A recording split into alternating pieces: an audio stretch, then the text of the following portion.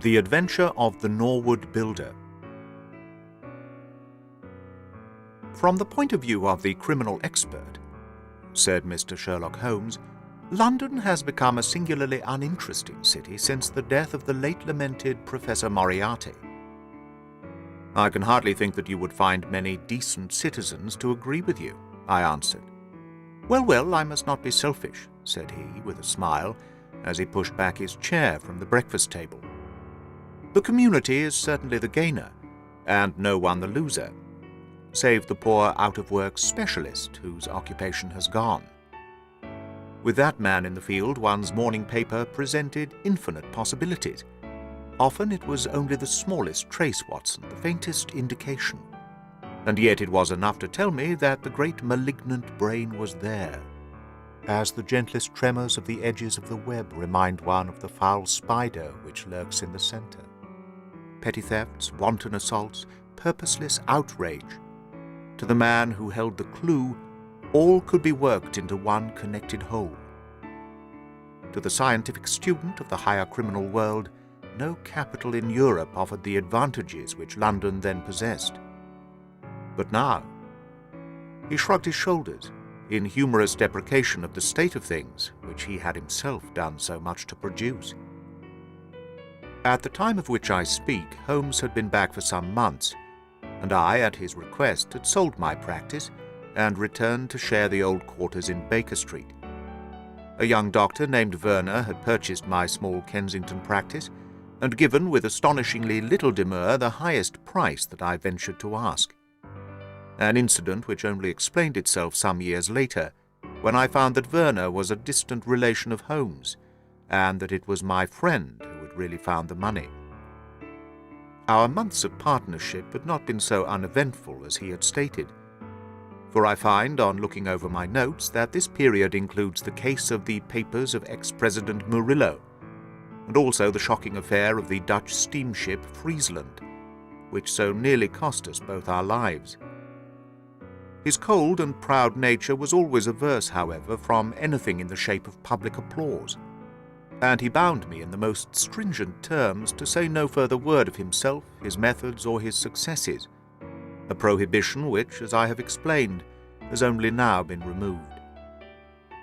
Mr. Sherlock Holmes was leaning back in his chair after his whimsical protest, and was unfolding his morning paper in a leisurely fashion, when our attention was arrested by a tremendous ring at the bell, followed immediately by a hollow drumming sound, as if someone were beating on the outer door with his fist. As it opened, there came a tumultuous rush into the hall, rapid feet clattered up the stairs, and an instant later a wild-eyed and frantic young man, pale, dishevelled, and palpitating, burst into the room. He looked from one to the other of us, and under our gaze of inquiry he became conscious that some apology was needed for this unceremonious entry. "I'm sorry, Mr. Holmes," he cried. "You mustn't blame me. I am nearly mad. Mr. Holmes, I am the unhappy John Hector MacFarlane." He made the announcement, as if the name alone would explain both his visit and its manner.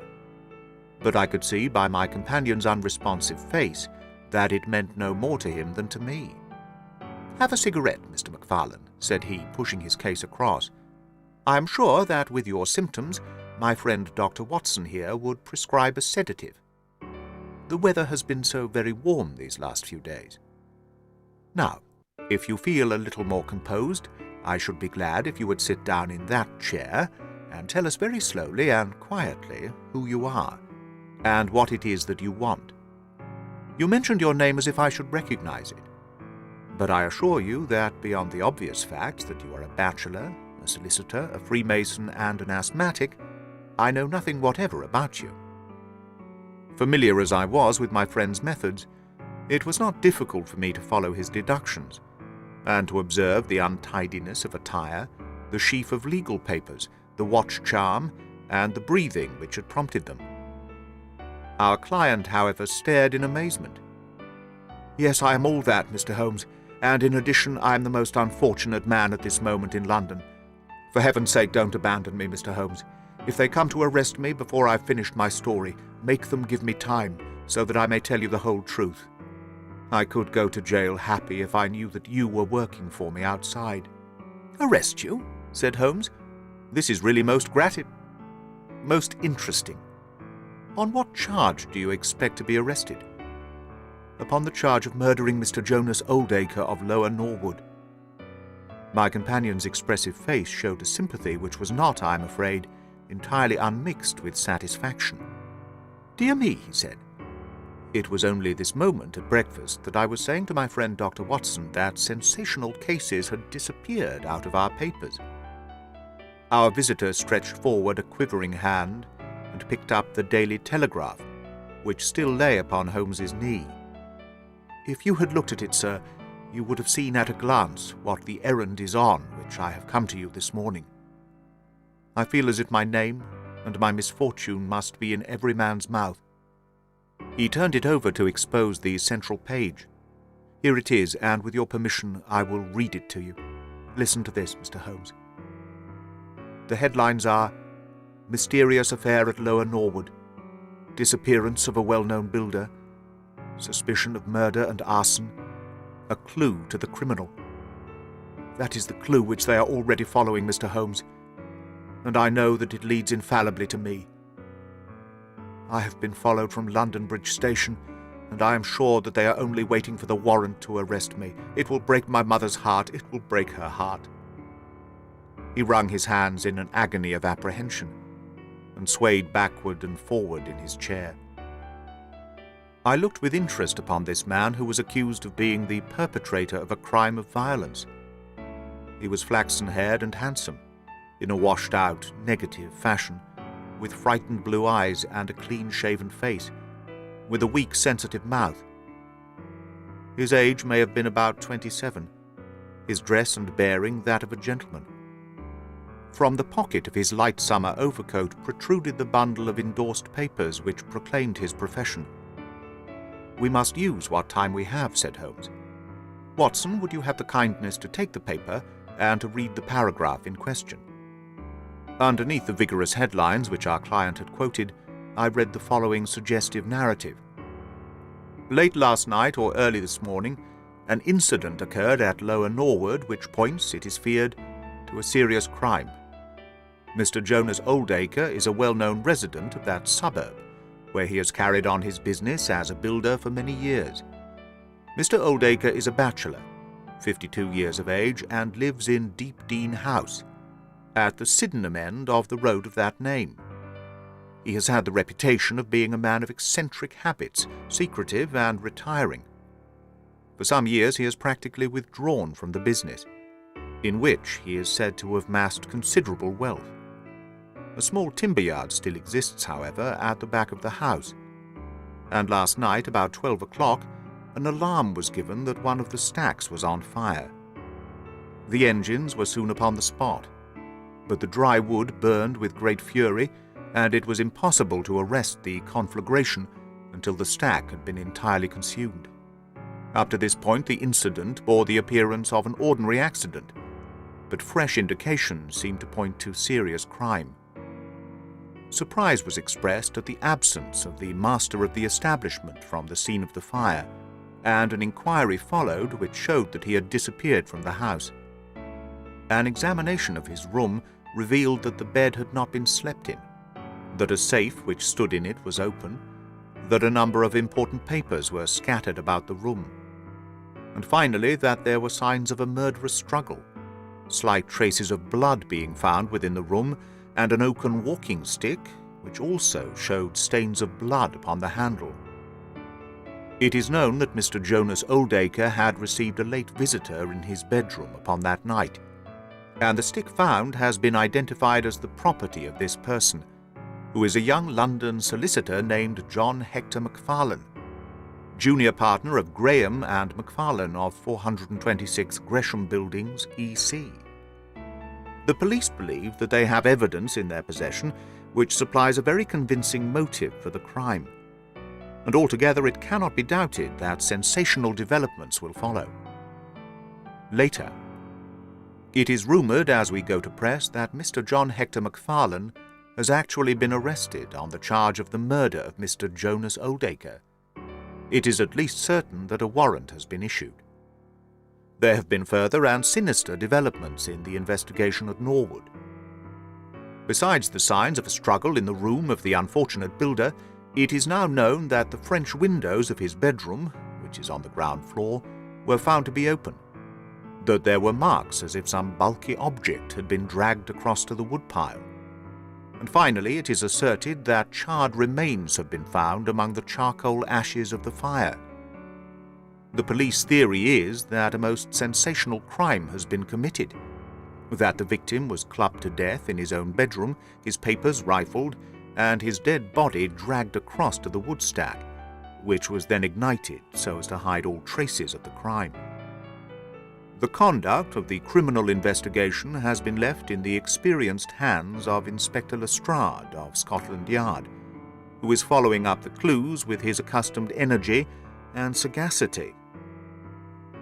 Sherlock Holmes listened with closed eyes and fingertips together to this remarkable account. "The case has certainly some points of interest," said he in his languid fashion. "May I ask, in the first place, Mr. MacFarlane, how it is that you are still at liberty, since there appears to be enough evidence to justify your arrest?"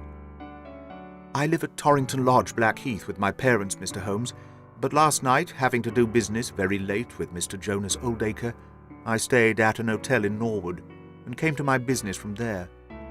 I knew nothing of this affair until I was in the train, when I read what you have just heard. I at once saw the horrible danger of my position, and I hurried to put the case into your hands. I have no doubt that I should have been arrested either at my city office or at my home. A man followed me from London Bridge Station, and I have no doubt— Great heaven, what is that?" It was a clang of the bell, followed instantly by heavy steps upon the stair.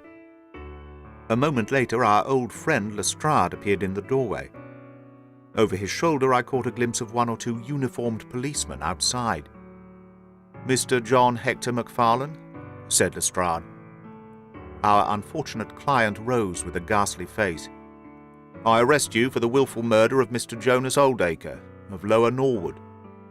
Mr. MacFarlane turned to us with a gesture of despair, and sank into his chair once more like one who is crushed. "One moment, Lestrade," said Holmes. "Half an hour, more or less, can make no difference to you. And the gentleman was about to give us an account of this very interesting affair, which might aid us in clearing it up." "I think there will be no difficulty in clearing it up," said Lestrade grimly. "Nonetheless, with your permission, I should be much interested to hear his account." "Well, Mr. Holmes, it is difficult for me to refuse you anything, for you have been of use to the force once or twice in the past, and we owe you a good turn at Scotland Yard," said Lestrade. "At the same time, I must remain with my prisoner, and I am bound to warn him that anything he may say will appear in evidence against him." "I wish nothing better," said our client. "All I ask is that you should hear and recognize the absolute truth." Lestrade looked at his watch. "I'll give you half an hour," said he. "I must explain first," said MacFarlane, "that I knew nothing of Mr. Jonas Oldacre. His name was familiar to me, for many years ago my parents were acquainted with him, but they drifted apart. I was very much surprised, therefore, when yesterday, about 3 o'clock in the afternoon, he walked into my office in the city, but I was still more astonished when he told me the object of his visit. He had in his hand several sheets of a notebook covered with scribbled writing. Here they are, and he laid them on my table. 'Here is my will,' said he. 'I want you, Mr. MacFarlane, to cast it into proper legal shape. I will sit here while you do so.' I set myself to copy it, and you can imagine my astonishment when I found that, with some reservations, he had left all his property to me. He was a strange little ferret-like man with white eyelashes, and when I looked up at him I found his keen grey eyes fixed upon me with an amused expression. I could hardly believe my own as I read the terms of the will.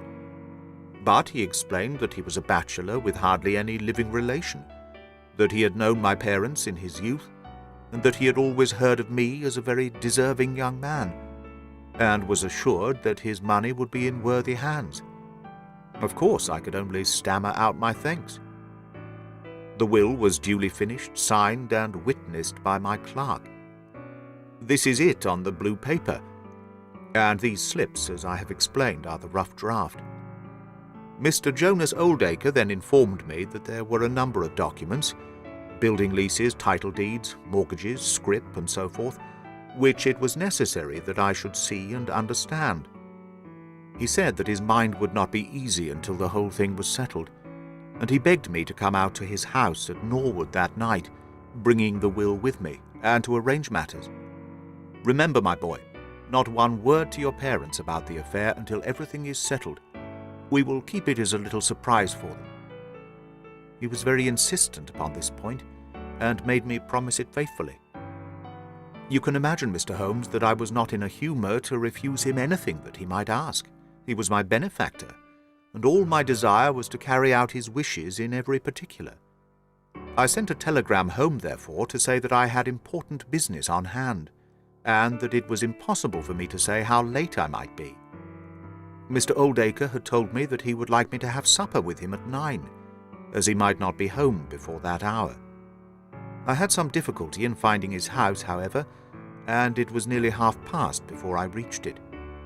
I found him— "One moment," said Holmes. "Who opened the door?"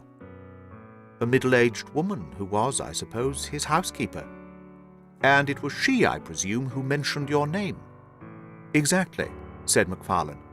"Pray proceed." Macfarlane wiped his damp brow and then continued his narrative. "I was shown by this woman into a sitting-room where a frugal supper was laid out. Afterwards, Mr. Jonas Oldacre led me into his bedroom, in which there stood a heavy safe. This he opened and took out a mass of documents, which we went over together. It was between 11 and 12 when we finished. He remarked that we must not disturb the housekeeper. He showed me out through his own French window, which had been open all this time. Was the blind down?" asked Holmes. "I will not be sure, but I believe that it was only half down. Yes, I remember how he pulled it up in order to swing open the window. I could not find my stick, and he said, 'Never mind, my boy, I shall see a good deal of you now, I hope, and I will keep your stick until you come back to claim it.' I left him there, the safe open, and the papers made up in packets upon the table. It was so late that I could not get back to Blackheath, so I spent the night at the Annerley Arms, and I knew nothing more until I read of this horrible affair in the morning." "Anything more that you would like to ask, Mr. Holmes?" said Lestrade, whose eyebrows had gone up once or twice during this remarkable explanation. "Not until I have been to Blackheath." "You mean to Norwood?" said Lestrade. "Oh yes, no doubt that is what I must have meant," said Holmes with his enigmatical smile. Lestrade had learned by more experiences than he would care to acknowledge that brain could cut through that which was impenetrable to him. I saw him look curiously at my companion. "I think I should like to have a word with you presently, Mr. Sherlock Holmes," said he. "Now, Mr. Macfarlane, 2 of my constables are at the door, and there is a 4-wheeler waiting." The wretched young man arose, and with a last beseeching glance at us, walked from the room. The officers conducted him to the cab, but Lestrade remained. Holmes had picked up the pages which formed the rough draft of the will, and was looking at them with the keenest interest upon his face. "There are some points about that document, Lestrade, are there not?" said he, pushing them over. The official looked at them with a puzzled expression. "I can read the first few lines, and these in the middle of the second page, and 1 or 2 at the end. These are as clear as print," said he. "But the writing in between is very bad, and there are 3 places where I cannot read it at all." "What do you make of that?" said Holmes. "Well, what do you make of it?" "That it was written in a train. The good writing represents stations, the bad writing movement, and the very bad writing passing over points. A scientific expert would pronounce at once that this was drawn up on a suburban line, since nowhere, save in the immediate vicinity of a great city, could there be so quick a succession of points.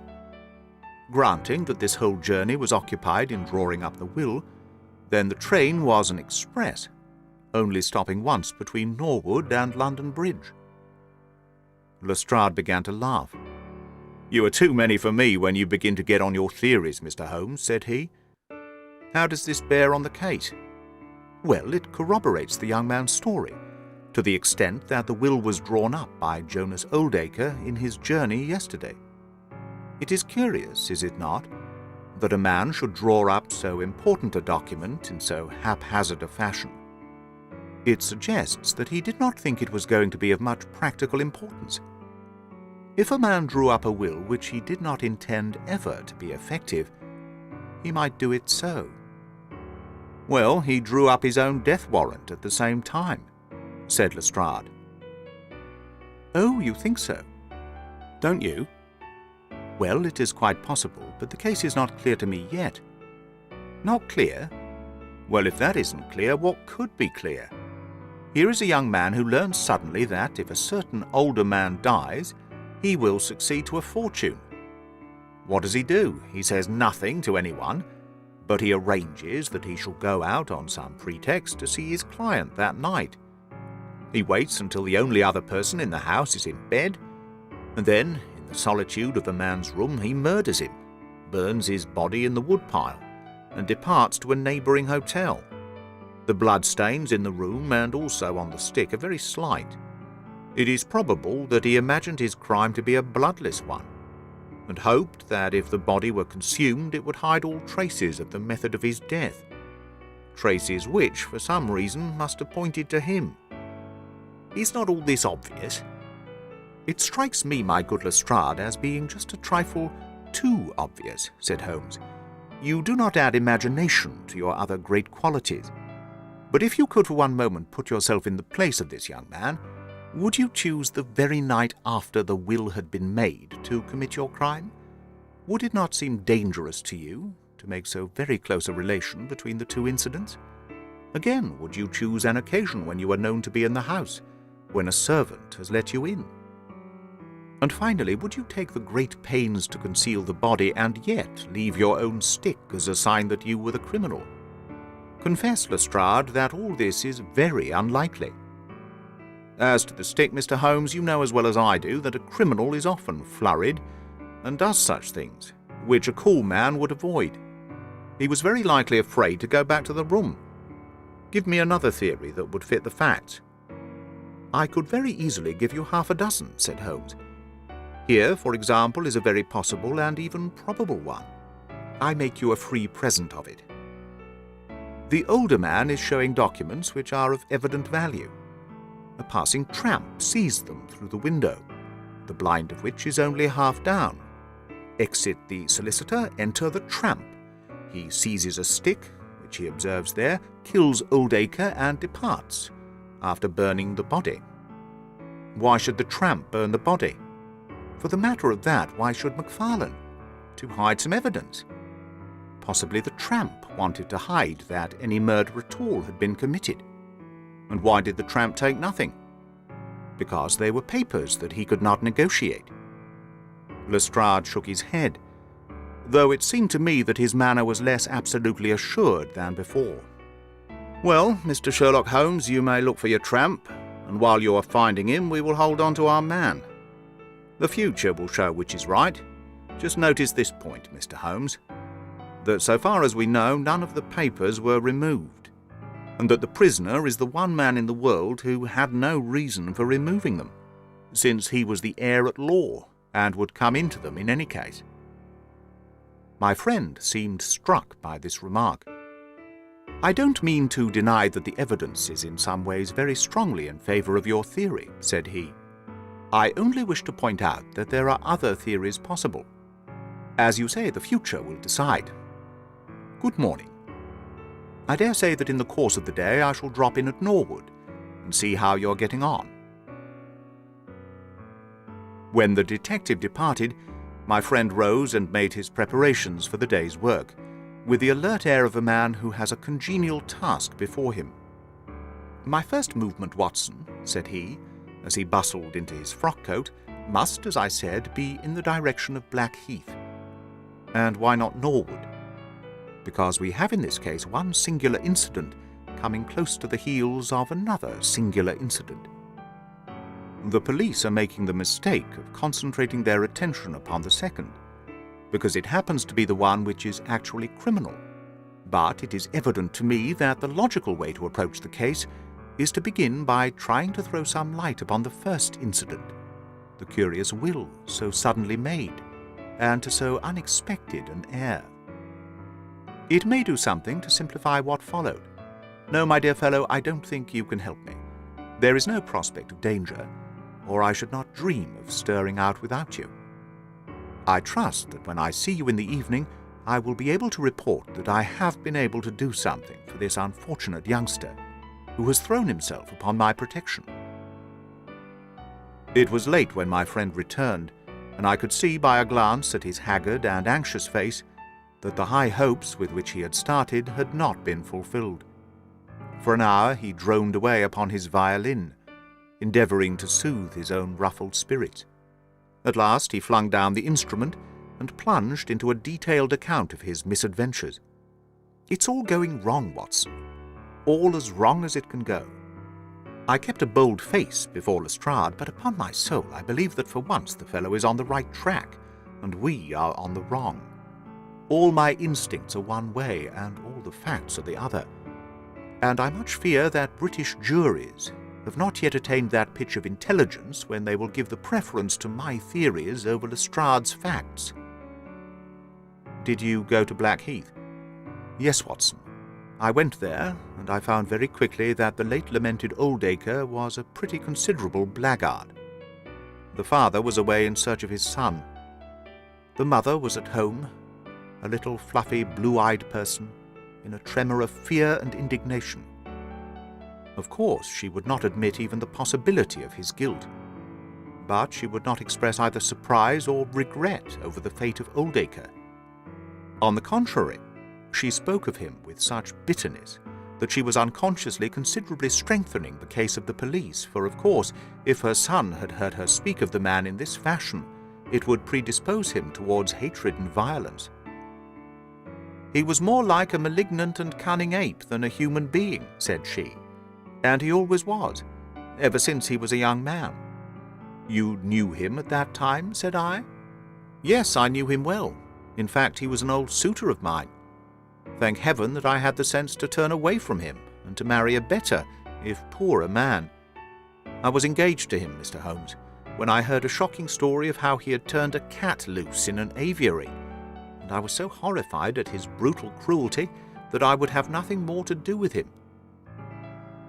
She rummaged in a bureau, and presently she produced a photograph of a woman shamefully defaced and mutilated with a knife. "That is my own photograph," she said. "He sent it to me in that state, with his curse, upon my wedding morning." "Well," said I, "at least he has forgiven you now, since he has left all his property to your son."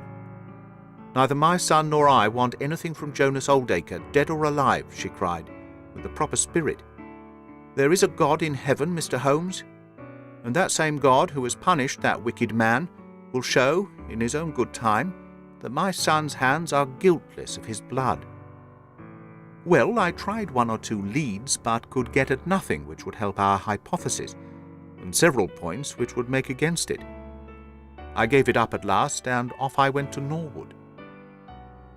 This place, Deepdean House, is a big modern villa of staring brick, standing back in its own grounds, with a laurel-clumped lawn in front of it.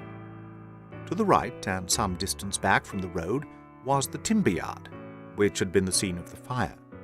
Here's a rough plan on a leaf of my notebook. This window on the left is the one which opens into Oldacre's room. You can look into it from the road, you see. That is about the only bit of consolation I have had today. Lestrade was not there, but his head constable did the honours. They had just found a great treasure trove. They had spent the morning raking among the ashes of the burned woodpile, and beside the charred organic remains they had secured several discoloured metal discs. I examined them with care, and there was no doubt that they were trouser buttons. I even distinguished that one of them was marked with the name of Hyams, who was Oldacre's tailor. I then worked the lawn very carefully for signs and traces, but this drought has made everything as hard as iron. Nothing was to be seen, save that some body or bundle had been dragged through a low privet hedge, which is in a line with the woodpile. All that, of course, fits in with the official theory. I crawled about the lawn with an August sun on my back, but I got up at the end of an hour no wiser than before. Well, after this fiasco, I went into the bedroom and examined that also. The bloodstains were very slight, mere smears and discolorations, but undoubtedly fresh. The stick had been removed, but there also the marks were slight. There is no doubt about the stick belonging to our client. He admits it. Footmarks of both men could be made out on the carpet, but none of any third person, which again is a trick for the other side. They were piling up their score all the time, and we were at a standstill. Only one little gleam of hope did I get, and yet it amounted to nothing. I examined the contents of the safe, most of which had been taken out and left on the table. The papers had been made up into sealed envelopes, one or two of which had been opened by the police. They were not, so far as I could judge, of any great value, nor did the bank book show that Mr. Oldacre was in such very affluent circumstances. But it seemed to me that all the papers were not there. There were allusions to some deeds, possibly the more valuable, which I could not find. This, of course, if we could definitely prove it, would turn Lestrade's argument against himself, for who would steal a thing if he knew that he would shortly inherit it? Finally, having drawn every other cover and picked up no scent, I tried my luck with the housekeeper. Mrs. Lexington is her name, a little dark, silent person with suspicious and sidelong eyes. She could tell us something if she would, I'm convinced of it, but she was as close as wax. Yes, she had let Mr. MacFarlane in at 9:30. She wished her hand had withered before she had done so. She had gone to bed at 10:30. Her room was at the other end of the house, and she could hear nothing of what had passed. Mr. MacFarlane had left his hat, and to the best of her belief, his stick in the hall. She had been awakened by the alarm of fire. Her poor dear master had certainly been murdered. Had he any enemies? Well, every man had enemies, but Mr. Oldacre kept himself very much to himself, and only met people in the way of business. She had seen the buttons and was sure that they belonged to the clothes which he had worn last night.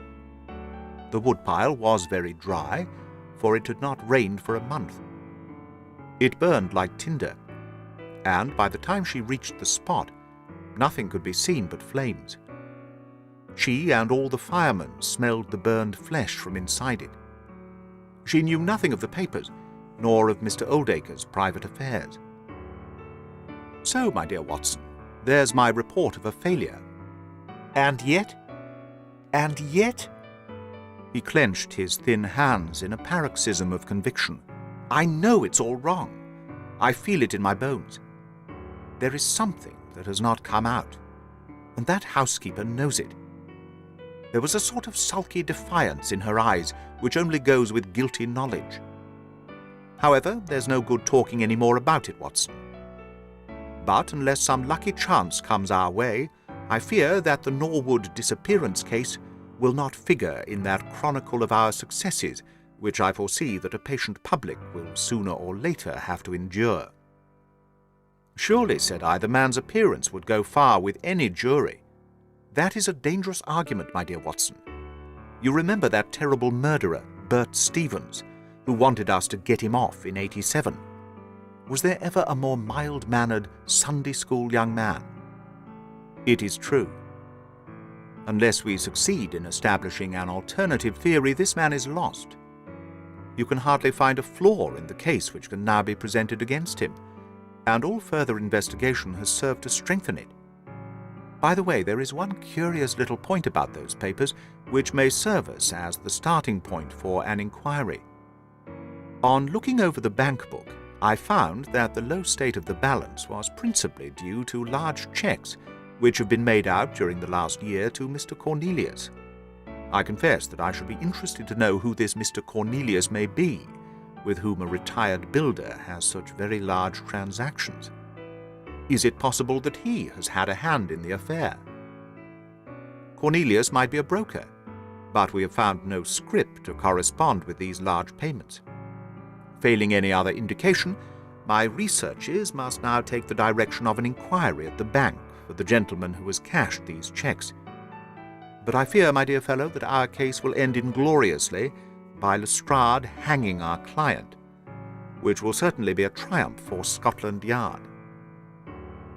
I do not know how far Sherlock Holmes took any sleep that night, but when I came down to breakfast I found him pale and harassed, his bright eyes the brighter for the dark shadows round them. The carpet round his chair was littered with cigarette ends, and with the early editions of the morning papers. An open telegram lay upon the table. "What do you think of this, Watson?" he asked, tossing it across. It was from Norwood, and ran as follows. "Important. Fresh evidence to hand. MacFarlane's guilt definitely established.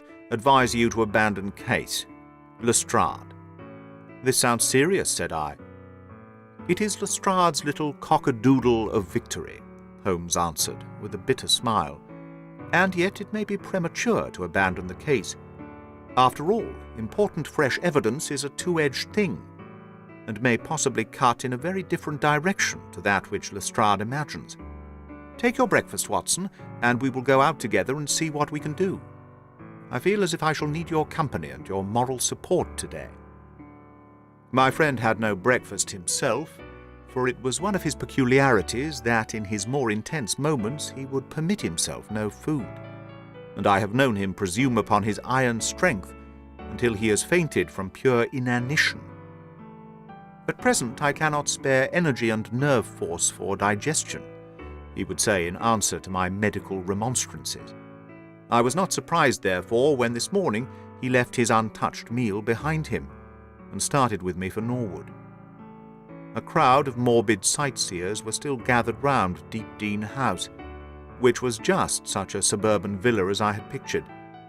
Within the gates Lestrade met us, his face flushed with victory, his manner grossly triumphant. "Well, Mr. Holmes, have you proved us to be wrong yet? Have you found your tramp?" he cried. "I have formed no conclusion whatever," my companion answered. "But we formed ours yesterday, and now it proves to be correct, so you must acknowledge that we have been a little in front of you this time, Mr. Holmes." "You certainly have the air of something unusual having occurred," said Holmes. Lestrade laughed loudly.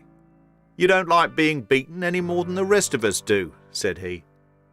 "A man can't expect always to have it his own way, can he, Dr. Watson? Step this way, if you please, gentlemen, and I think I can convince you once for all that it was John MacFarlane who did this crime."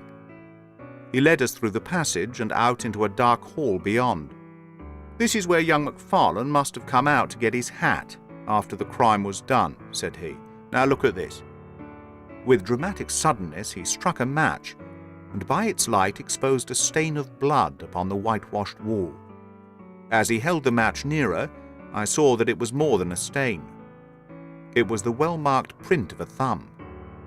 "Look at that with your magnifying glass, Mr. Holmes." "Yes, I am doing so." "You are aware that no two thumb marks are alike?" "I have heard something of the kind." "Well then, will you please compare that print with this wax impression of young MacFarlane's right thumb, taken by my orders this morning?" As he held the waxen print close to the blood stain, it did not take a magnifying glass to see that the two were undoubtedly from the same thumb. It was evident to me that our unfortunate client was lost. "That is final," said Lestrade. "Yes, that is final," I involuntarily echoed. "It is final," said Holmes. Something in his tone caught my ear, and I turned to look at him. An extraordinary change had come over his face. It was writhing with inward merriment. His two eyes were shining like stars.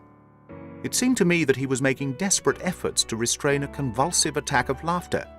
Dear me," he said at last. "Well now, who would have thought it? And how deceptive appearances may be, to be sure. Such a nice young man to look at. It is a lesson to us not to trust our own judgment, is it not, Lestrade? Yes, some of us are a little too much inclined to be cocksure, Mr. Holmes, said Lestrade. The man's insolence was maddening, but we could not resent it. What a providential thing that this young man should press his right thumb against the wall in taking his hat from the peg. Such a very natural action, too, if you come to think of it. Holmes was outwardly calm, but his whole body gave a wriggle of suppressed excitement as he spoke. By the way, Lestrade, who made this remarkable discovery? It was the housekeeper, Mrs. Lexington, who drew the night constable's attention to it.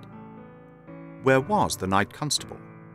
He remained on guard in the bedroom where the crime was committed, so as to see that nothing was touched. But why didn't the police see this mark yesterday? Well, we had no particular reason to make a careful examination of the hall. Besides, it's not in a very prominent place, as you see. No, of course not. I suppose there is no doubt that the mark was there yesterday? Lestrade looked at Holmes as if he thought he was going out of his mind. I confess that I was myself surprised both at his hilarious manner and at his rather wild observation. I don't know whether you think that Macfarlane came out of jail in the dead of night in order to strengthen the evidence against himself, said Lestrade. I leave it to any expert in the world whether that is not the mark of his thumb. It is unquestionably the mark of his thumb. There, that's enough, said Lestrade. I am a practical man, Mr. Holmes, and when I've got my evidence, I come to my conclusions. If you have anything to say, you will find me writing my report in the sitting room. Holmes had recovered his equanimity, though I still seemed to detect gleams of amusement in his expression. Dear me, this is a very sad development, Watson, is it not? Said he. And yet there are singular points about it which hold out some hopes for our client. I'm delighted to hear it, said I, heartily. I was afraid it was all up with him. I would hardly go so far as to say that, my dear Watson. The fact is that there is one really serious flaw in this evidence, to which our friend attaches so much importance. Indeed, Holmes, what is it? Only this, that I know that that mark was not there when I examined the hall yesterday. And now, Watson, let us have a little stroll round in the sunshine. With a confused brain, but with a heart into which some warmth of hope was returning, I accompanied my friend in a walk round the garden. Holmes took each face of the house in turn and examined it with great interest.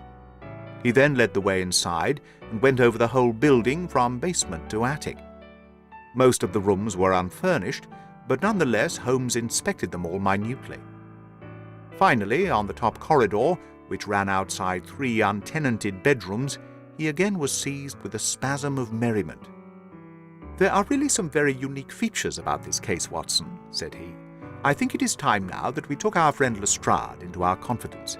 He has had his little smile at our expense, and perhaps we may do as much by him, if my reading of this problem proves to be correct. Yes, I think I see how we should approach it. The Scotland Yard inspector was still writing in the parlour when Holmes interrupted him. I understand that you were writing a report of this case, said he. So I am.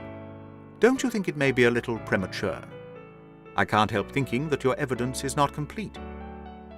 Lestrade knew my friend too well to disregard his words. He laid down his pen and looked curiously at him. What do you mean, Mr. Holmes? Only that there is an important witness whom you have not seen. Can you produce him? I think I can. Then do so. I will do my best. How many constables have you? There are 3 within call. Excellent, said Holmes. May I ask if they are all large, able-bodied men with powerful voices? I have no doubt they are, though I fail to see what their voices have to do with it. Perhaps I can help you to see that, and 1 or 2 other things as well, said Holmes. Kindly summon your men, and I will try. 5 minutes later, 3 policemen had assembled in the hall. In the outhouse you will find a considerable quantity of straw, said Holmes. I will ask you to carry in 2 bundles of it. I think it will be of the greatest assistance in producing the witness whom I require. Thank you very much. I believe you have some matches in your pocket, Watson. Now, Mr. Lestrade, I will ask you all to accompany me to the top landing." As I have said, there was a broad corridor there, which ran outside 3 empty bedrooms. At one end of the corridor we were all marshalled by Sherlock Holmes, the constables grinning and Lestrade staring at my friend with amazement, expectation, and derision chasing each other across his features. Holmes stood before us with the air of a conjurer who is performing a trick. "Would you kindly send one of your constables for 2 buckets of water? Put the straw on the floor here, free from the wall on either side. Now I think that we are all ready." Lestrade's face had begun to grow red and angry. "I don't know whether you're playing a game with us, Mr. Sherlock Holmes," said he. "If you know anything, you can surely say it without all this tomfoolery." "I assure you, my good Lestrade, that I have an excellent reason for everything that I do. You may possibly remember that you chaffed me a little some hours ago when the sun seemed on your side of the hedge, so you must not grudge me a little pomp and ceremony now. Might I ask you, Watson, to open that window and then to put a match to the edge of the straw?" I did so, and driven by the draught, a coil of grey smoke swirled down the corridor, while the dry straw crackled and flamed. "Now we must see if we can find this witness for you, Lestrade. Might I ask you all to join in the cry of 'Fire'? Now then, 1, 2, 3, fire!" We all yelled. "Thank you. I will trouble you once again. Fire!" "Just once more, gentlemen, and all together. Fire!" The shout must have rung over Norwood. It had hardly died away when an amazing thing happened. A door suddenly flew open out of what appeared to be solid wall at the end of the corridor, and a little wizened man darted out of it, like a rabbit out of its burrow. "Capital," said Holmes calmly. "Watson, a bucket of water over the straw. That will do. Lestrade, allow me to present you with your principal missing witness, Mr. Jonas Oldacre." The detective stared at the newcomer with blank amazement. The latter was blinking in the bright light of the corridor and peering at us and at the smouldering fire. It was an odious face, crafty, vicious, malignant, with shifty light grey eyes and white lashes. "What's this, then?" said Lestrade at last. "What have you been doing all this time, eh?" Oldacre gave an uneasy laugh, shrinking back from the furious red face of the angry detective. "I have done no harm." "No harm? You've done your best to get an innocent man hanged. If it wasn't for this gentleman here, I'm not sure that you would not have succeeded." The wretched creature began to whimper. "I'm sure, sir, it was only my practical joke." "Oh, a joke, was it? You won't find the laugh on your side, I promise you. Take him down, and keep him in the sitting-room till I come. Mr. Holmes," he continued when they had gone, "I could not speak before the constables, but I don't mind saying, in the presence of Dr. Watson, that this is the brightest thing that you have done yet, though it is a mystery to me how you did it. You have saved an innocent man's life, and you have prevented a very grave scandal, which would have ruined my reputation in the force." Holmes smiled and clapped Lestrade upon the shoulder. "Instead of being ruined, my good sir, you will find that your reputation has been enormously enhanced. Just make a few alterations in that report which you were writing, and they will understand how hard it is to throw dust in the eyes of Inspector Lestrade. And you don't want your name to appear? Not at all. The work is its own reward. Perhaps I shall get the credit also at some distant day, when I permit my zealous historian to lay out his foolscap once more. Eh, Watson? Well now, let us see where this rat has been lurking." A lath and plaster partition had been run across the passage 6 feet from the end, with a door cunningly concealed in it. It was lit within by slits under the eaves. A few articles of furniture and a supply of food and water were within, together with a number of books and papers. "There's the advantage of being a builder," said Holmes as we came out. "He was able to fix up his own little hiding place without any confederate. Save, of course, that precious housekeeper of his, whom I should lose no time in adding to your bag, Lestrade. I'll take your advice. But how did you know of this place, Mr. Holmes?" "I made up my mind that the fellow was in hiding in the house. When I paced one corridor and found it 6 feet shorter than the corresponding one below, it was pretty clear where he was. I thought he had not the nerve to lie quiet before an alarm of fire. We could, of course, have gone in and taken him, but it amused me to make him reveal himself. Besides, I owed you a little mystification, Lestrade, for your chaff in the morning." "Well, sir, you certainly got equal with me on that. But how in the world did you know that he was in the house at all? The thumb mark, Lestrade. You said it was final, and so it was, in a very different sense. I knew it had not been there the day before. I pay a good deal of attention to matters of detail, as you may have observed, and I had examined the hall and was sure that the wall was clear. Therefore, it had been put on during the night." "But how?" "Very simply. When those packets were sealed up, Jonas Oldacre got MacFarlane to secure one of the seals by putting his thumb upon the soft wax. It would be done so quickly and so naturally that I dare say the young man himself has no recollection of it. Very likely it just so happened, and Oldacre had himself no notion of the use he would put it to. Brooding over the case in that den of his, it suddenly struck him what absolutely damning evidence he could make against MacFarlane by using that thumb mark. It was the simplest thing in the world for him to take a wax impression from the seal, to moisten it in as much blood as he could get from a pinprick, and to put the mark upon the wall during the night, either with his own hand or with that of his housekeeper. If you examine among those documents which he took with him into his retreat, I will lay you a wager that you'll find the seal with the thumb mark upon it." "Wonderful," said Lestrade, "wonderful. It's all as clear as crystal, as you put it. But what is the object of this deep deception, Mr. Holmes?" It was amusing to me to see how the detective's overbearing manner had changed suddenly to that of a child asking questions of its teacher. "Well, I don't think that is very hard to explain. A very deep, malicious, vindictive person is the gentleman who is now waiting us downstairs. You know that he was once refused by MacFarlane's mother? You don't? I told you that you should go to Blackheath first and Norwood afterwards. Well, this injury, as he would consider it, has rankled in his wicked, scheming brain, and all his life he has longed for vengeance, but never seen his chance. During the last year or two things have gone against him, secret speculation, I think, and he finds himself in a bad way. He determines to swindle his creditors, and for this purpose he pays large cheques to a certain Mr. Cornelius, who is, I imagine, himself under another name. I have not traced these cheques yet, but I have no doubt that they were banked under that name at some provincial town where Oldacre from time to time led a double existence. He intended to change his name altogether, draw this money, and vanish, starting life again elsewhere.